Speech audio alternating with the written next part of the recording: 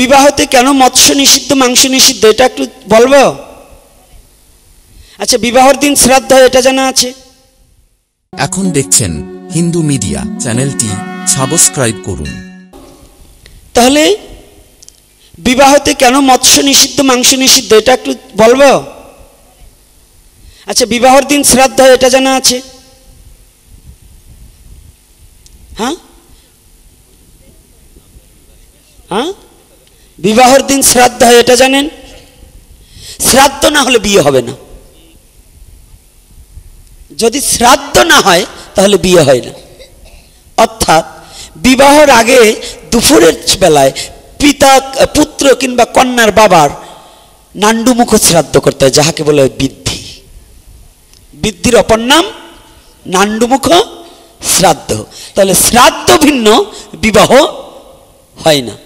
তাহলে সেই শ্রাদ্ধে কি করে, যেদিনকে আমার পিতৃপুরুষকে আহ্বান করা হয়, ওই দিন ওই বাড়িতে কোনো পশু হত্যা, জীব হত্যা হলে পিতৃপুরুষ জলপিণ্ড গ্রহণ করে না। তারা জলপিণ্ড অভাবে বিনা জলপিণ্ড পরিত্যাগ করে তারা আবার স্বস্ব গন্তব্যস্থানে চলে যায়। তখন তারা আশীর্বাদ নয়, অভিশাপ দিয়ে যায়। এই জন্য ওই দাম্পত্য জীবনে আর সুখ ভোগ করা সম্ভব হয় না।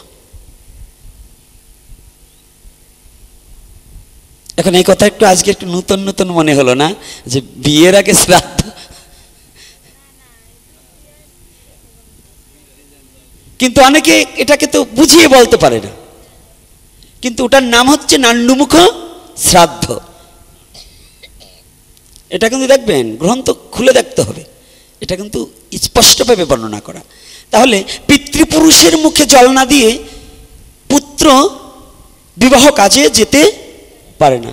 আবার দেখুন, বিবাহের আসরে বসেও পিতৃপুরুষের উদ্দেশ্যে জলদান করতে হয়। কি যারা বিবাহ করছেন করতে হয় কি না? তাহলে সেখানেও যদি আপনি বলুন তো, আপনি যে জিনিসটা খান না, সেই জিনিসটা যদি আপনার পাশে রাখা হয়, আপনার ঘৃণা লাগবে, ভালো লাগবে না আনন্দ লাগবে? তাহলে পিতৃপুরুষের আত্মাটা নিরাকার রূপে আমার কাছে এসে যখন ঘুরবে, তখন তাদের জলপিণ্ড যখন পাবে না, ওই দুর্গন্ধযুক্ত যে অনাচারগুলো হবে, পিতা যখন পিতৃলোকে চলে যায়, তখন তার নামের পাশে কিন্তু শ্রী থাকে না, তখন হয় স্বর্গীয় কিংবা ঈশ্বর, স্বর্গীয় কিংবা ঈশ্বর। তাহলে এই জন্য পিতৃমাতৃ শ্রাদ্ধে, তো এখন স্বর্গীয় যদি দেই, তো স্বর্গে কি মাছ মাংস দেয়? খায়। তাহলে স্বর্গীয়, আমার বাবা যে বাবা মারা গেছে, তাকে যখন স্বর্গীয় কিংবা ঈশ্বরে লাগাবো, তখন ঈশ্বর লাগাবো কেন? পরমাত্মা রূপে ঈশ্বর আমার পিতার মধ্যে ছিলেন, সেই পরমাত্মা আবার ঈশ্বরের সাথে লীন হয়েছে, তাই আমরা ঈশ্বর ব্যবহার করি বাবা চলে গেলে। তাহলে যদি ঈশ্বরের সেবায় কি মাছ লাগে, মাংস লাগে? তাহলে আমার বাবার শ্রাদ্ধে কেন মাছ মাংস দেব? তাহলে মাছ মাংস খাচ্ছে কি? প্রেতে। তাহলে আমার বাবা কি প্রেত? তাহলে শ্রাদ্ধ করা আমার ভুল। আমার বাবা তো প্রেতই, তাই প্রেতের আবার কি সাঁতার শ্রাদ্ধ করবো, কি মুক্তি পাবে? তাহলে মাছ মাংস দ্বারা যেখানে শ্রাদ্ধ হয়, সেটা হয় প্রেতের শ্রাদ্ধ। আপনি পুরোহিতের কাছে শুনবেন, এই যে কই মাছ পুড়িয়ে আপনাদের দেশে দেয় নাকি? হ্যাঁ, এটা সম্পূর্ণ অবৈধ। যদি কোনো পুরোহিত, যদি কোনো পণ্ডিত থাকে, আমি চ্যালেঞ্জ করে বলতে পারি, কবে বসবে, কোন দিন বসবে, আমি তার সাথে বসবো। 1 লক্ষ লোক থাকবে, লিখিত থাকবে যে শ্রাদ্ধে মৎস্য নিয়ে লিখিত থাকবে, আমি লিখিত দেবো যে যারা বসবে, লিখিত দেবো যে যদি শ্রাদ্ধে দেখাতে পারে যে মাছ দিতে হবে, তাহলে আমার মাথা মুন্ডন করে আলকাতরা মাখিয়ে ছেড়ে দেবে। আর যদি আমি দেখাতে পারি যে না, মৎস্যের কথা লেখা নাই, আছে একটা বাক্য কিন্তু সেটা ওটা নয়, তাহলে আমি তার মাথা চেঁচে আলকাতরা মাখিয়ে দেবো। এমন যদি কোনো পণ্ডিত, কোনো পুরোহিত থাকে, আমার সামনে আসতে পারে, আমি চ্যালেঞ্জ করে বলবো। অর্থাৎ গ্রন্থে লেখা আছে আমিষ দ্বারা শ্রাদ্ধ কার্য করিবে, বেদে আমিষ দ্বারা শ্রাদ্ধ কার্য করিবে। আমিষ মানে মৎস্য নয়, আমিষ মানে প্রোটিন। আমিষ প্রোটিন কোথায় আছে? সবচেয়ে বেশি আমিষ প্রোটিন আছে কাঁচকলায়। এজন্য ভূর্য দানের সময় আমাদের কাঁচকলা লাগে। কি ভূর্য দানে কাঁচকলা লাগে কিনা? কাঁচকলা ছাড়া মাতৃপিতৃ শ্রাদ্ধ হয়? কিন্তু তৎকালীন সময় মধ্যবিত্ত যুগে, মা তুমি ওঠো, ওঠো, আগে উঠে হাত মুখ ধুয়ে তারপরে আসবা, যাও ওঠো, তোমাকে বলার পরে তুমি শুনছো না।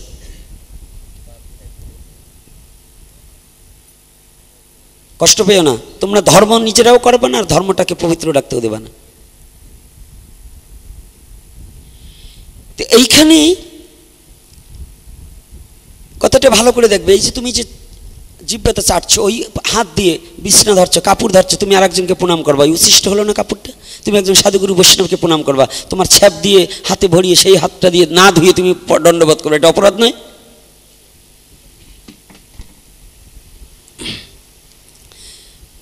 তাই এইবার আমাদের দেখুন ভালো করে ব্যাপারটা বুঝতে হবে। তাহলে শ্রাদ্ধে আমার কাঁচকলা দিয়ে শ্রাদ্ধ করতে হবে। তৎকালীন সময়ে কিছু বর্ণবাদী লোক তারা বললেন, কি বললেন, তাদের বাড়িতে নিয়ে খাওয়ার জন্য বলেন একটা তোর বাবাকে একটু মাছ দিতে হবে, মৎস্যমুক্ত না করলে তোর বাবা যা যা ভালো খেত সেগুলো দিতে হবে। হ্যাঁ, দেখুন আমার বাবা তো ওই যে দেখি আজকাল কেউ কেউ বাবার শ্মশানে বিড়ি খেত, বিড়ি দেয়, পান খেলে পান শেষে দেয়, একটু তামাক দেয়, একটু জর্দা দেয়। আচ্ছা তোর বাবা তো তোর মারেও ভোগ করতো, তো ওইটা শ্মশানের উপর বসাই তুই আসবি। সবার চেয়ে পান বিড়ির চেয়ে ওর মারে ভালোবাসতো বেশি না? আর মা বাবারে ভালোবাসতো না বেশি? তাই যদি শ্মশানে তুই ওই মাংস দিবি, এরম বড় মাছের পিস দিবি, তাই তোর মারে দিয়ে তুই। কারো কারো বাবার তো চরিত্র একটু লুচো ছিল, এরকম বাবা আছে না, চরিত্র লুজ বাবা। তো তাহলে ওই বাবার যে ওই যে অন্য জায়গায় যে সম্পর্ক ছিল, ওইরকম দুই একজন মহিলা অনে দিয়ে আসবে। কারণ যদি শ্মশানের উপর সবই বাবা যা ভালো খায় তাই দিবি, তাহলে ওইটাও তো দিবি, কি ওগুলো দিতে হবে না? কি কর্তব্য কি বলেন, কথা বলবেন? যদি আইনত যদি পান বিড়ি দেশ, তোর বাবা পান খাইছে তুই যদি পান দিতে হয়, বিড়ি খাইলে বিড়ি দিবি, মাছ খাইলে মাছ দিবি, তাহলে তোর বাবা ওইটিও খাইতো ওইটিও দিবি। কারো বাবা তো শুয়োরের মাংস খাইতে, তাহলে ওইটিও দেবে। তাহলে অবৈধ। এটা কি আমাদের ধর্মের নামে অধর্ম চালিয়ে দিয়ে আমাদের পথভ্রষ্ট করার জন্য ব্যস্ত, পথভ্রষ্ট করার জন্য ব্যস্ত। আপনার পিতামাতার আত্মার যাতে মুক্তি না হয় সেজন্য এই কথাগুলো বলে আপনাকে ধর্মের নামে অধর্ম করানো হতো। শ্রাদ্ধ মানে কি? বিষ্ণু চরণে পুষ্পর্ঘদান, ভক্তির সহিত শ্রদ্ধার সহিত যে কার্য করা হয় তাহাকে শ্রাদ্ধ বলা হয়। তো এই শ্রাদ্ধের দিন ভগবান বিষ্ণুকে আহ্বান করা হয়। আচ্ছা বিষ্ণু সেবায় কি মাছ লাগে? এই লাগে। তাহলে বিষ্ণু সেবায় যদি মাছ লাগে, ভগবান কৃষ্ণ সেবায় যদি মাছ না লাগে, তাহলে ওখানে মৎস্যের কাজ আমার করতে হবে কেন? এর কতটুকু যুক্তাযুক্ত এবং কতটুকু বৈধতা আছে বলুন? বাহ, গৌর হরি বল। কথাটা বুঝবার জন্য ধন্যবাদ, এই কথাটা বুঝবার জন্য ধন্যবাদ। কিন্তু বাবা খালি বুঝলে হবে না, এই যে অনার্য হয়ে গেছি, এই অনার্যতা কিন্তু আপনার মধ্যতেও ফিরেইতে হবে। আপনার ছেলেকে বলে যাবেন যে আমি মরলে শ্রাদ্ধ কিন্তু মাছ দিবি না।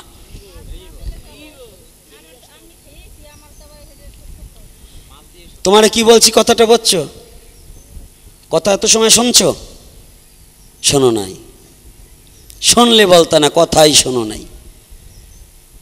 আমার মহাপ্রভু যাহা বলাবে প্রত্যেকটা কথা তুমি পিছনে প্রশ্ন করবা, এইটা রেখে আমি কথা বলি না। আমি কথা বলবো যে কথাটা একেবারে ক্লিয়ার ভেঙে দেবো, যাতে তোমার আর পরবর্তীতে কথাটা না জিজ্ঞাসা করতে হয়, এজন্য কথাটা বলা হবে। আমি তোমাকে বলছি বাবা তো অমুক খেত তমুক খেত, সেইটা দাও। আমি খেয়ে এসছি, খেয়েছি কি? আমি জীবদ্দশায় অনেক অপকর্ম করেছি, আমার অপকর্মের ভাগ কেউ নেবে? তা মাছের ভাগটা নেবার চাও কেন? আমি তো অপকর্ম করছিলাম, অমুক জায়গায় গেছিলাম, আমার বিচার হয়েছিল, আমাকে 100 জুতোর বাড়ি দিয়েছিল। কোনো মাতুব্বের আমার 50টা জুতোর বাড়ি নেবে আমি মরার পরে? হ্যাঁ নেবে? তা যদি আমার জুতোর বাড়ি 50টা না নেয়, তো আমি যে মাছ খেয়েছি মাছের ভাগ তুমি খাবা কি করে বলো? তাহলে জীবদ্দশায় যা করছি মৃত্যুর পরেও সেইটাই আমার করতে হবে এমন কোনো কথা নয়। শাস্ত্র আমার গতিতে চলে না, শাস্ত্র শাস্ত্রের গতিতে চলে। রাধে রাধে। নাকি শাস্ত্র আমার গতিতে চলবে? শাস্ত্র শাস্ত্রের গতিতে চলবে। তাহলে এই যে বিবাহত মাংসটা আমাদের বৈধ নয়, কারণ বিবাহর আগে শ্রাদ্ধ করে নিতে হয়। এই জন্য বিবাহতেও মাছ মাংস অবৈধ। কিন্তু আমার মতো অল্প বুদ্ধি সমাপন্ন ব্যক্তি যারা শুধু খাওয়ার লালসায় অবৈধকেও বৈধ বলে গণ্য করা হয়। আপনাদের জীবনেই দেখেননি বিবাহতে মাংস প্রচলন, এখন মাংস হচ্ছে। আপনাদের জীবনে দেখেননি, এখন চলছে। এটা কোথা থেকে আসলো? আগে সনাতনীরা হোটেলে খেত, এই একসাপা হোটেলে খেত। ঢাকার বাড়িতে 2টো হোটেল ছিল, ফরিদপুরে 1টা হোটেল ছিল। এখন সনাতনীরা গলায় মালা নিয়েও যেখানে সেখানে বসে হরিবোল মেরে দেয়। ওই যে আমার ইন্দ্র বাবা নাম গাইছে, যখন ইন্দ্রর চেহারা দিয়ে নাচ দিয়ে ওই এখন কি বলবো বাবা, আবার তুমি কষ্ট পেও না, এখন তোমাকে সামনে বলা উচিত না, তবু বলি, যে সময় তোমার মারতে ভালো ভালো রূপসী নারী তাকাই থাকতো, যে সময় বাঁশি বাজাতো, কারণ বাঁশি একটা মোহিনী মন্ত্র। যত বড় বাজনা হোক, বাঁশিতে যদি একবার টান মারে, কুলের কুলবধূর কুল নাশ করে দিতে পারে বাঁশির টানে। এটা হচ্ছে পরম পুরুষ পরমেশ্বর ভগবান শ্রীকৃষ্ণের কৃপা। এটা কিন্তু কৃপা। তো তখন শোনো, তখন কিন্তু এত হোটেলে খাওয়া শিল্পী ছিল না।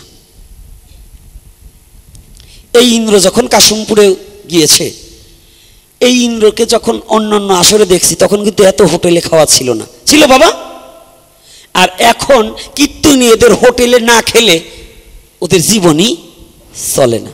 তা যাইও হোটেলে কি 3 প্রকারের মাংস রয়, এটা গোমাতা, এটা কালা হরিণ, আর একটা ওই যে আজান দেওয়ার সময় সবাই আগে আজান দেয়। তা তো বসছেন, তো 3টেই রইল। যদি 3 পাত্রে রইল, মনে করেন আপনি হিন্দু ভদ্রলোক, একই কড়াইতেই রান্না করছে 3 বস্তু। কি 1 কড়াই না 2 কড়াই? আচ্ছা, চামচ কয়টা? আচ্ছা, মনে করেন মুরগির রোস্টের ঝোল একটু কমে গেছে, তো ওই যে হাম্বারতে যে 2 চামচ ওখানে মারে না, এর কি নিশ্চয়তা আছে? সত্য কথা বলবেন তো। যেগুলো নিজের স্বজাতির চিন্তা পরিত্যাগ করিয়া শুধু খাবার লালসায় যারা হোটেলে ভক্ষণ করে, তারা ওগুলোই খায়। একজনও বলতে পারবে না যে আমি খাই না, একজনও বলতে পারবে না, কারণ একই চামচ, একই থালা, একই প্লেট। এজন্য জানেন, আমি যার ঔরাসে জন্মগ্রহণ করেছি, একদিন আমার বাবা কাঠমিস্ত্রির কাজ করতেন। তা আমি গিয়ে, ছোটবেলায় তুই জুগাইলে ঠুকাইলে নিত, তো দুষ্ট মানুষ তো, কয়ে ও যখন আমি শুধু হরিসভা করে বেড়াই, কয়ে কোনো পর্বেও না কাজও করবে না, তাহলে এক কাজ কর, ও যে ভাত রান্না করবে। তখন কিন্তু হিন্দু মিস্ত্রিরা এত সহসা ভিন জাতের বাড়ি খেত না। এখন যেমন মোটা মোটা তুলসীর মালা, রাসার মালা যাই না, চুলদারি রাখে একেবারে বসান দেয় কায়দা মতো, পান্তা ভাতের থেকে শুরু করে কুরবানির পরের দিনও যেয়ে খায়।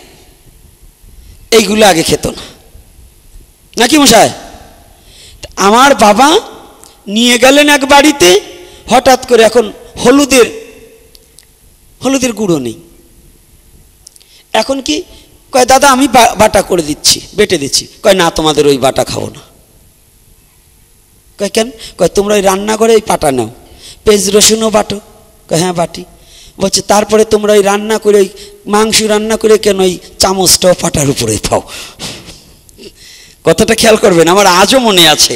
আমার বাবা করলো হ্যাক্সো ব্লেড দিয়ে ওই হলুদের নিচে একটা কাগজ পেতে ওই হলুদটাকে বারংবার পোঁচাতে লাগলেন।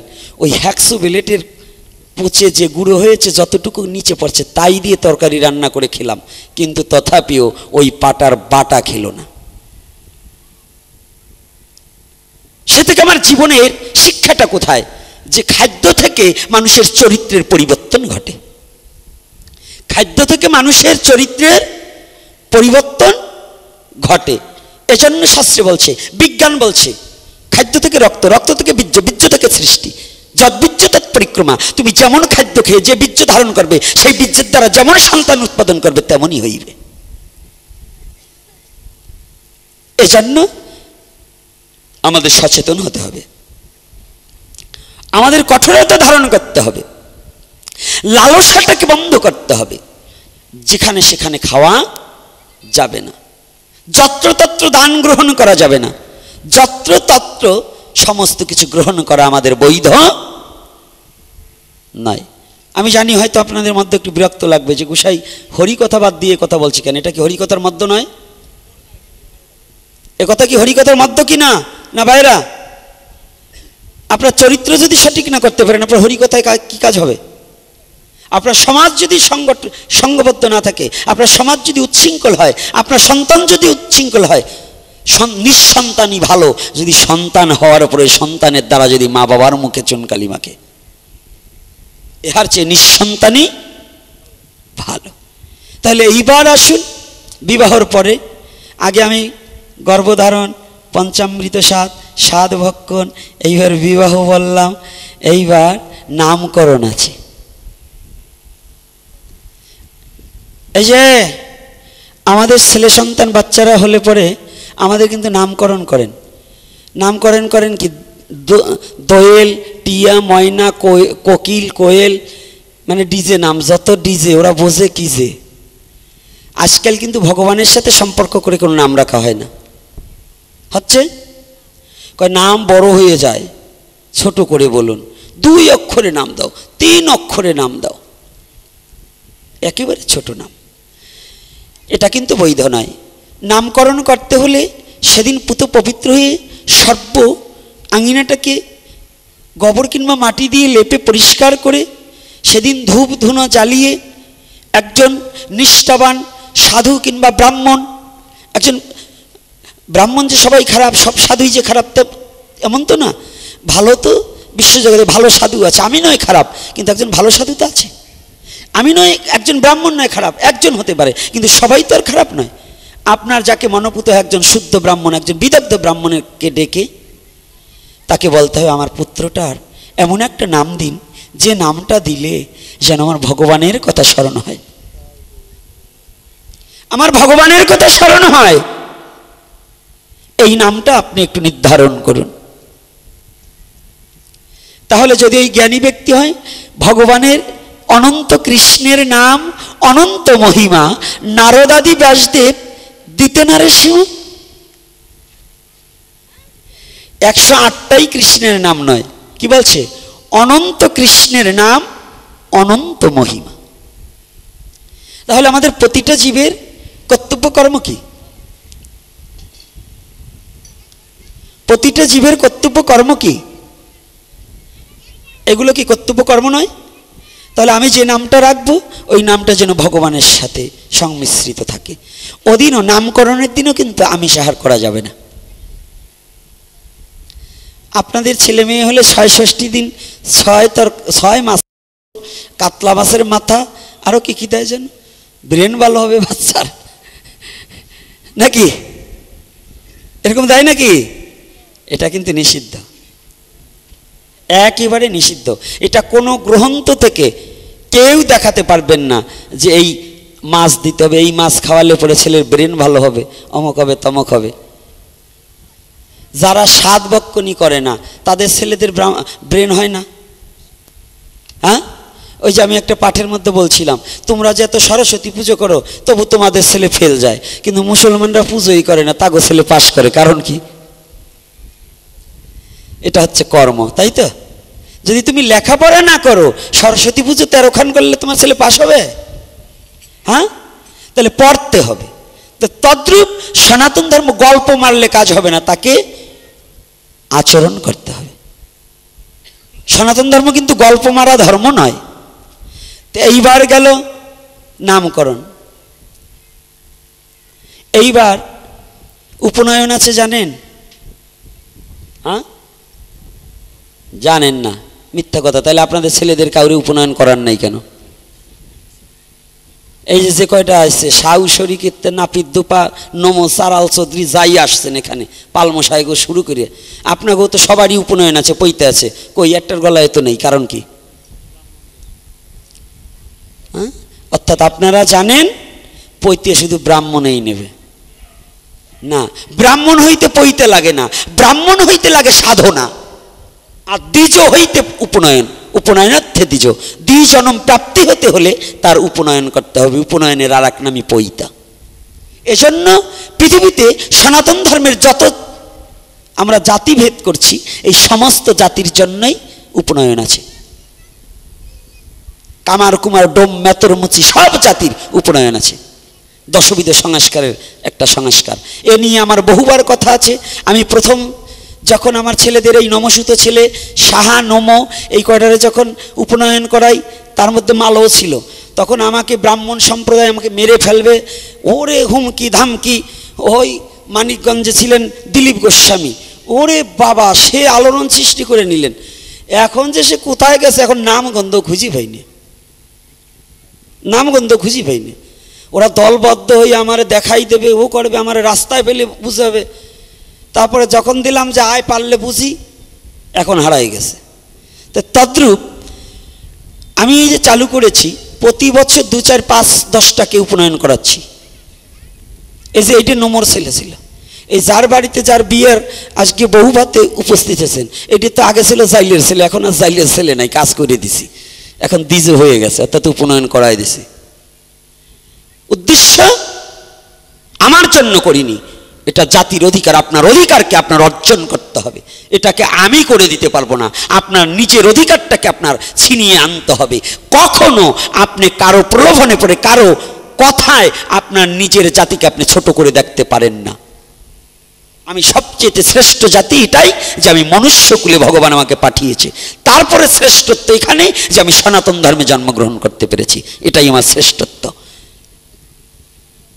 এর উপরে আর কোনো কথা থাকতে পারে না। তাহলে সমস্ত জাতির উপনয়ন আছে, কিন্তু উপনয়ন নিলে একটু নিয়ম নীতির মধ্যে চলাফেরা করা দরকার। এখন বলবেন আমাদের গ্রামের, আমাদের পাড়ার ব্রাহ্মণ দেখলাম, ওই যে ওদের একটু বন্ধ করো, ওরা সবাই উপরে থাকলে ওরা নিচে থাকতে চায়, তবু ওদের থামিয়ে।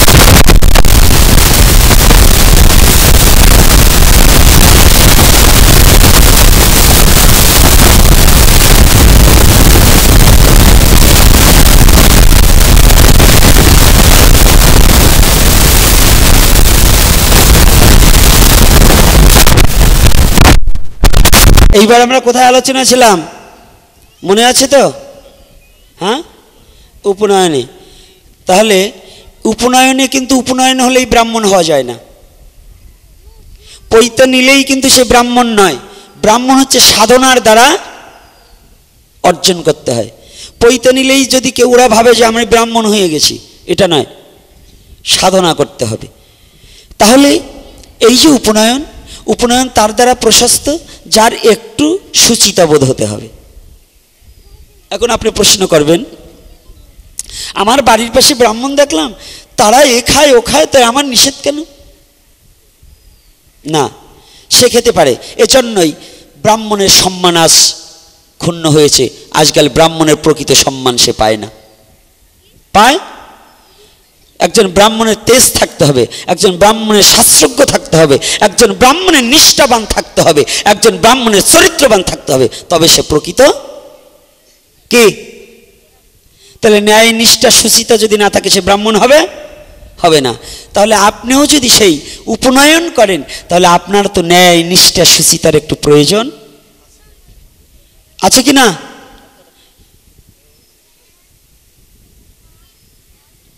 তাহলে আমরা কি যদি একটু ন্যায় নিষ্ঠার মধ্যে দিয়ে চলি, তাহলে উপনয়ন করতে পারি কি না?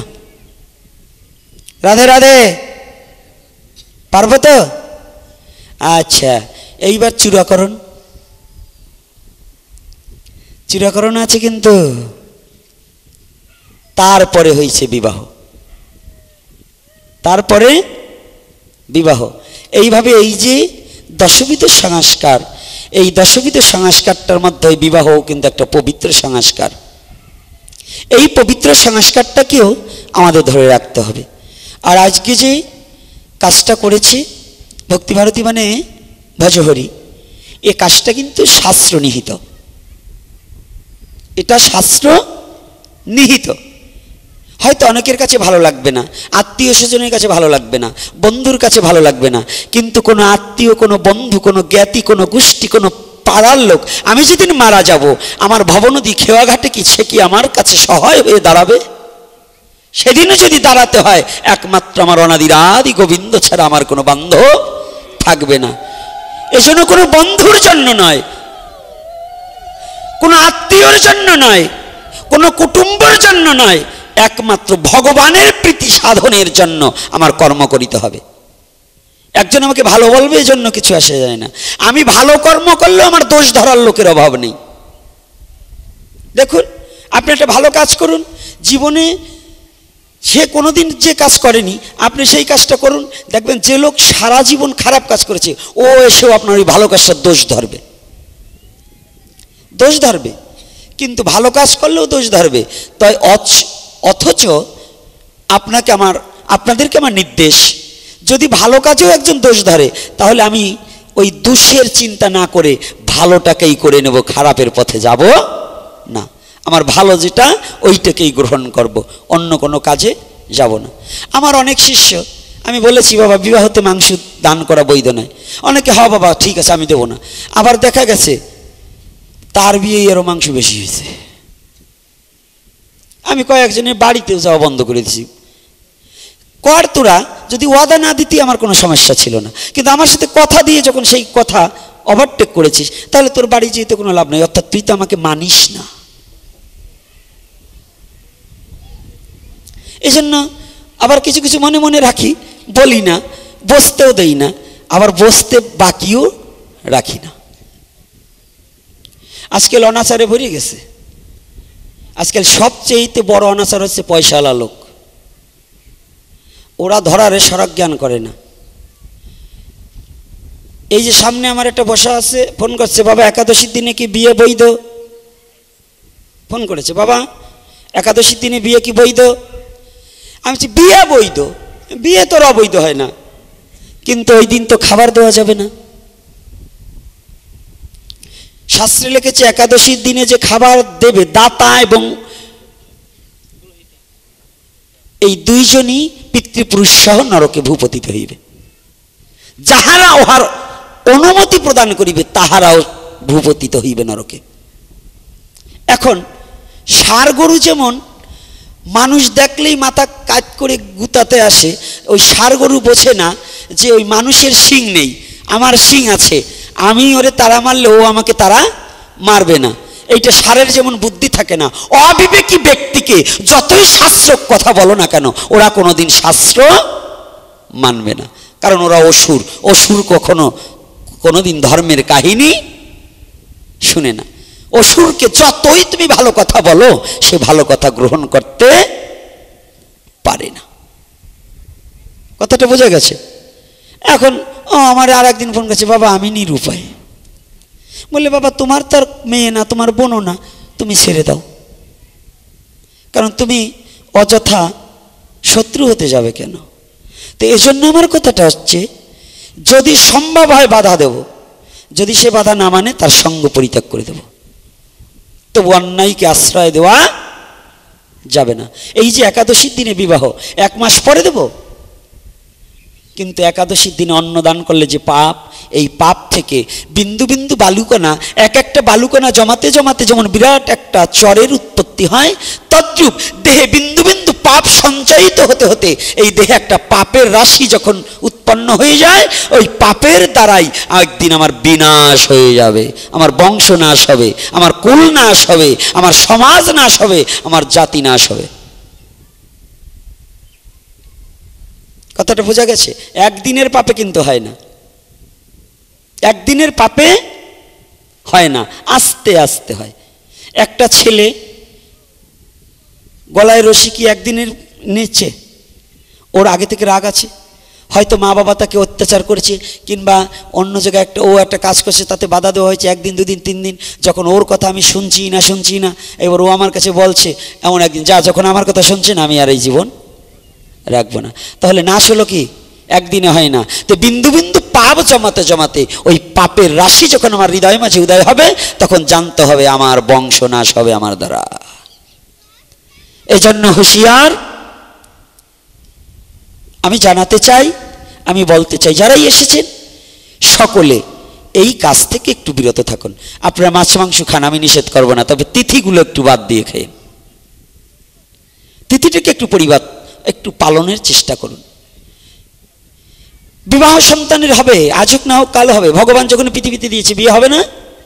কিন্তু একজন ব্রাহ্মণও সাথে আসছে আশীর্বাদ করবার। ও যেটা বলছে আমাকে, একজন নাম করা ব্রাহ্মণ, আবার ভালো জানাশোনা, বলছে যে বিয়ে। তো আমি নামটা বলবো না, কিন্তু যদি কোনোদিন আমার ভাগ্যে ওই কর্তা পড়িয়ে যায়, সেদিন ওর একদিন আমার যে কয়দিন লাগে ওরে বুঝাই দেবো যে তোর বাওনগিরি কত দূর। কারণ একাদশীর দিনে বিয়ে যদি ব্রাহ্মণ সাথে থেকে করে, ওই ব্রাহ্মণও চণ্ডাল, ওটাও চণ্ডাল। তো চণ্ডালের দ্বারা কোনোদিন জাতির ভালো কিছু হতে পারে না। এজন্য হচ্ছে রাক্ষস, ওরা খাওয়া ছাড়া আর কিছু বোঝে না। ওরা ধর্ম অধর্ম কি, ধর্ম কি অধর্ম কি, এটাই ওরা শাস্ত্র জ্ঞান নেই। তাহলে এই এদের কথায় কখনো সমাজ পরিচালনা হতে পারে না। এজন্য আমি আশা রাখবো আজকে ওরা আসছে, ওরা আবার একটু গান ঠান গাক, আর আমি আর দীর্ঘায়ু করব না। আজকে এই দশবিধ সংস্কারের মধ্য দিয়েই আমার সময়টাকে অতিবাহিত করতে চাই। আর আমরা এরপরেও আশা রাখব যে, কি কোনো প্রশ্ন?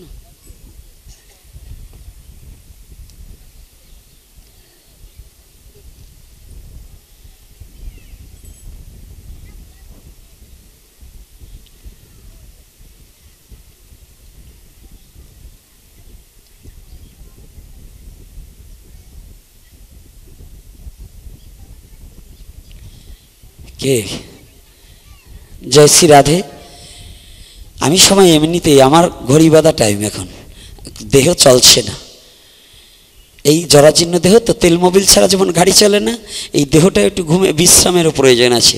আজকে অনেকদিন বিশ্রাম চলছে না, এখন আর পড়ে যেতে চাচ্ছি, কিন্তু তারপরেও শুধু এখানের এই এত ভালো বড় একটা কাজ করেছে, এই জন্যই এসেছি। এখন ঠাকুরের ভোগরাগ হবে, আমি একটু নিচে যাব, ভগবানের সেবা হবে। ভগবানের সেবা অন্তে আপনারা সকলেই মহাপ্রসাদ পাবেন। আজকে কোনো হাবিজাবি নয়, আজকে আমাদের জীবন ধন্য যে ভক্তি ভারতীর কি উপলক্ষ করে আজকে ভগবানের সেবা, এবং এই বাড়িতে সাধুগুরু বৈষ্ণবের চরণধূলি পড়েছে এবং ভগবানের সেবা হবে। আমরা সেবা অন্তে মহাপ্রসাদ গ্রহণ করব, এটা আমাদের পরম সৌভাগ্য। তবে আমার একটা নিবেদন, আপনারা একটু ওকে আশীর্বাদ করে যাবেন।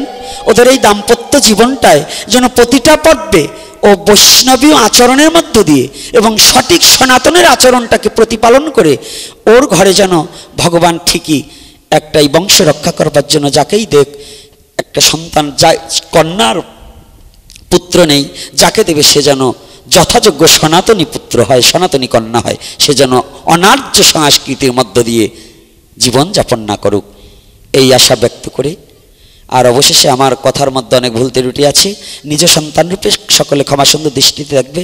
মা যেন কষ্ট পায় না। মা, আমার জন্য বলিনি, কোনো ভাগবতী পান বিড়ি খাওয়া বৈধ নয়।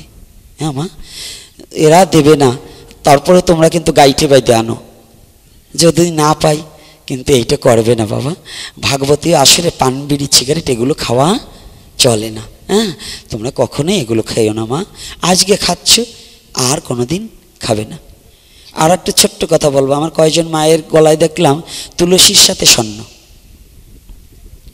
কয়েকজনকে দেখেছি তুলসীর মালার সাথে স্বর্ণকে অ্যাডজাস্ট করা। এমনি আপনি আলাদা চেন বানিয়ে নেবেন, ওই ভগবানের বিগ্রহটাও তুলসীর সাথে ব্যবহার করা যাবে না স্বর্ণ দিয়ে, কারণ স্বর্ণ হচ্ছে ঐশ্বর্য আর তুলসী হচ্ছে মাধুর্য। তো এই মাধুর্যকে ঐশ্বর্যের সাথে মিশ্রণ করলে পরে, যেমন আর্থিন আর ডাইরেক্ট এই দুটোকে যদি এক করা হয়, তখন যেমন অগ্নি জ্বলে যায়, তা যেমন দুটো তারই নষ্ট হয়ে যায়, তখন ঐশ্বর্য আর মাধুর্য একত্রিত করলে পরে প্রেম এবং ভক্তি নষ্ট হয়ে যায়।